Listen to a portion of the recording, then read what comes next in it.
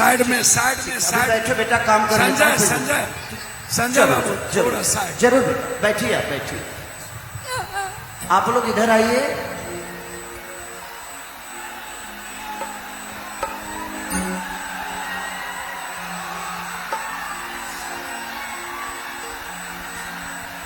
कि चढ़ल जवानी जोर भइल बा, ए राजा देह कमजोर भइल बा। अरे जिया जिया जिया कि प्यार ऐसन कइला अकवारी में धइला, कि का कहि राजा कि साँझे के लागल अब भोर भइल बा, कि छीटा जवानी के उड़े दहो, अमनवा से मनवा के जुड़े दहो। 1 2 3 4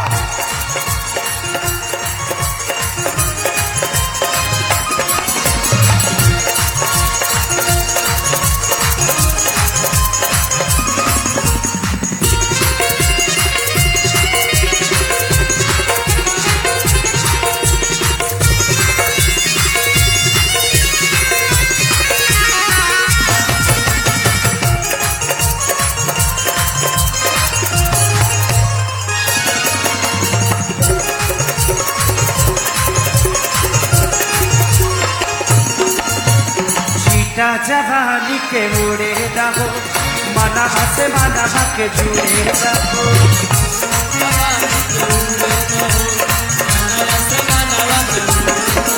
आज छीटा जवानी के उड़े दहो, मनवा से मनवा के जुड़े दहो। कभी सुतना चदरिया कान के कान के कान के। कृपया दूरी बनाए, बीच में नंगा तार है। माने हम एकरा के धनी है तो तहारा कौन मजा मिलल हो? जैसे बेचारी के धनी का हो का कि तनी सूत न चदरिया अरे तान के तान के तान के, तो टूट जाए राजा जी, तो टूट जाए राजा जी पलंग सगवान के, टूट जाए राजा जी पलंग सगवान के।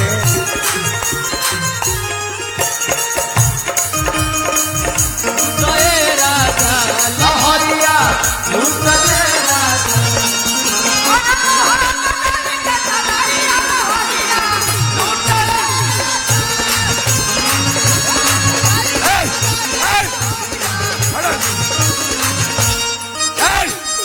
हटाइए इसको। का प्रॉब्लम बा बाबू? छोड़ दीजिए आप लोग। बेटा। बिटिया को हटाओ, बिटिया को लाओ यहाँ। ए बेटी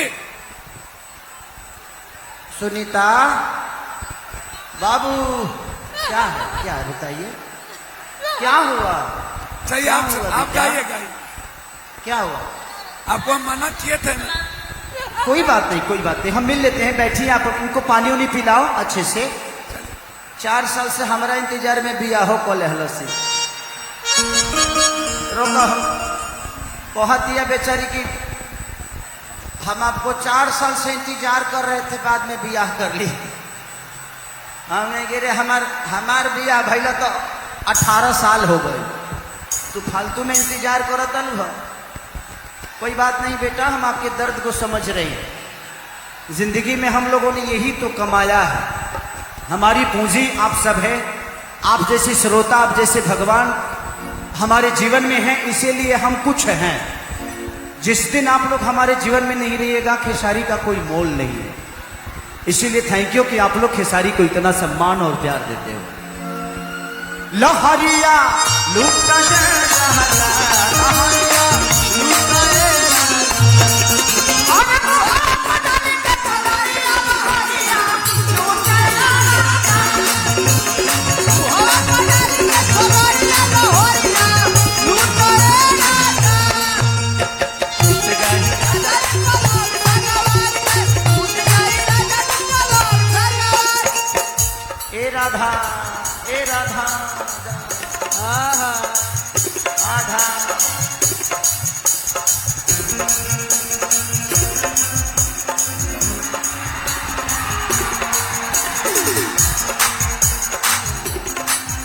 आज देखो न कटन के कपड़ा सटन से चदर बिछ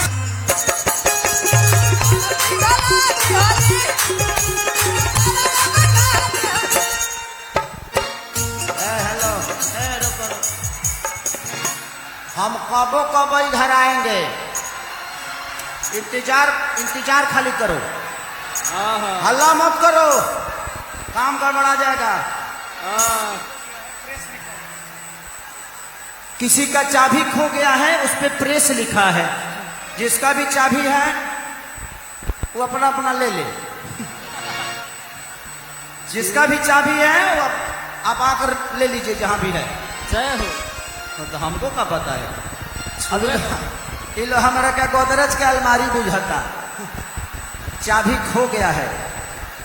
अरे की देखा न कटन के आका पहाड़ा सटन के चादर बिछा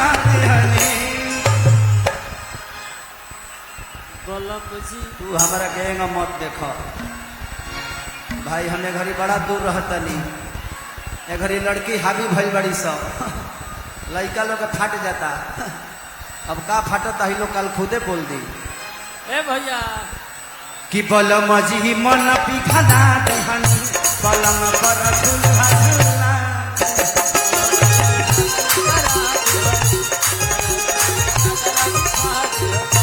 बलम जी मन पिघला दहनी बलम पर झुलहा झुला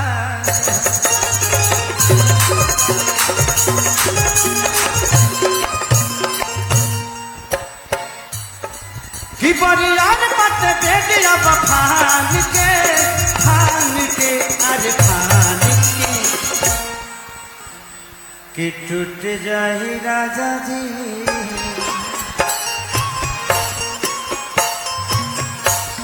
कि टूट जाही राजा जी पलंग सागवान के राजा जी पलंग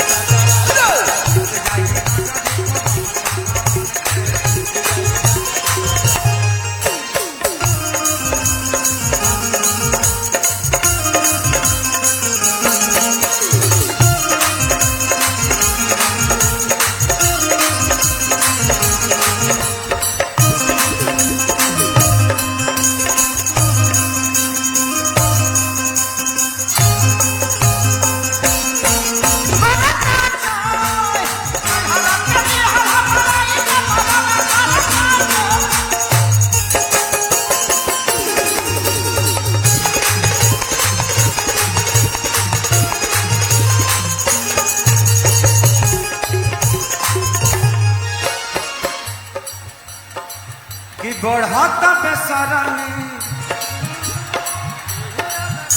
हे देखिया मैं गरमी पैठे लागी हो पतनिया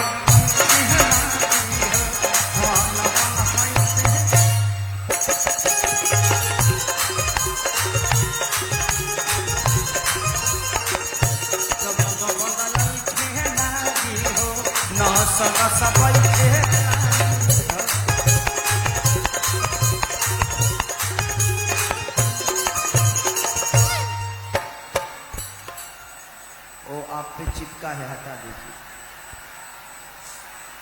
और अंदर तक है, हटा। लाइट दो, वहाँ लाइट दो। अब मैंने तहारा लोग यही लेके मारा तार खाली, कबो कबो ऊपर मार लो, तू लोग सेंटरे पर मार देता रहो, और हमारे मुंह ले रहा लो तुम लोग भाई कि तू बहाना ना बनाओ सब जान के, अरे जान के, हाँ हाँ जान के